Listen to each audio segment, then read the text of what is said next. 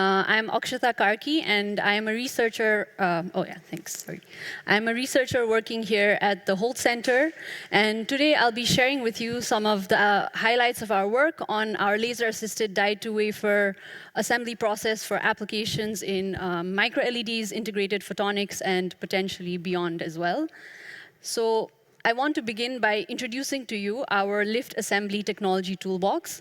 But before that, of course, an introduction to what lift is. Lift, in short, stands for laser-induced forward transfer, and it is a commonly known method that is used to transfer materials or components between substrates that are in close proximity, defined by a transfer gap.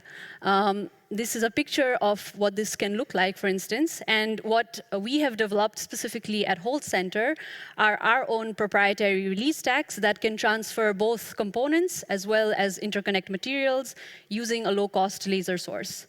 So as you can see here in this picture, for the component transfer, we can essentially use a laser pulse, illuminate our proprietary release layer, and transfer these components, such as in this case microLEDs, relatively accurately.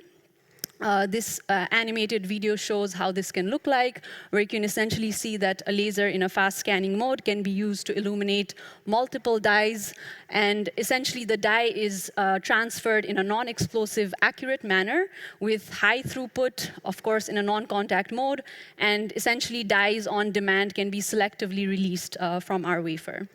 Parallelly, as I mentioned before, we also have another proprietary release stack, which is for using interconnect printing. In this case, we actually have cavities in our release stack because, as you can imagine, you need to first coat the interconnect materials into these cavities. And essentially, using the same low-cost laser source, you can print also the interconnect materials onto target substrates as accurately as in the previous case. And so these two processes of component transfer and interconnect printing essentially make the basis of our work on lift assembly here at Holst Centre. And so with that known, let's go specifically into a bit more of the physics of the component release part. So specifically here in this video, you can essentially see what happens to a component as it experiences for the first time this laser pulse. What you can essentially see is that at 1 microseconds or less around, the die can already release, and the die releases relatively stably over time with a controlled speed. If you want to see the tracking of the die during the release process, we have also put this in such a graph where you can see how the die travels in this z-axis over time. And so for a typical donor to receiver transfer gap that we use, we essentially see quite low deviations of less than 1 micrometers or so.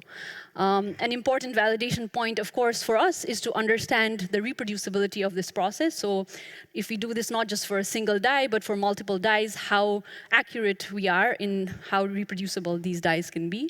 So here we do this for a small subset of data for about a few dies, where we look at about 5 microseconds, where the die has traveled maybe about 30 micrometers.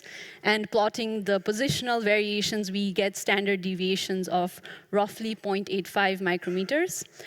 Further down, where the die would have traveled much more, at 10 microseconds, where it's around 60 micrometers transfer gap, we get standard deviation still in the range of 1 micrometers or so. So this is, of course, done for a small subset of data, but later on you will see that we have validated these numbers of reproducibility also for large arrays of transfer dies as well. So that's the basics for the component transfer part. Now moving on to interconnect printing and the basics for that. As I mentioned already, for interconnect printing, we actually have cavities in our release stack that need to be coated first with the interconnect material. Here, how it works is that a laser pulse essentially heats the cavity, and that causes a pressure buildup in the ink of the interconnect material that essentially, the buildup of the pressure is what propels the ink outward. And you can imagine here that an important aspect for us is to make sure that the pressure distribution around this cavity is as homogeneous as possible. And that is achieved by having a homogeneous release stack, even though it's shaped like this. And that is indeed what we have achieved, where we can have a homogeneous pressure distribution so that the release can be relatively controlled and accurate as well. This picture is just a quick snapshot, again, showing how a 40-micron dot of solder can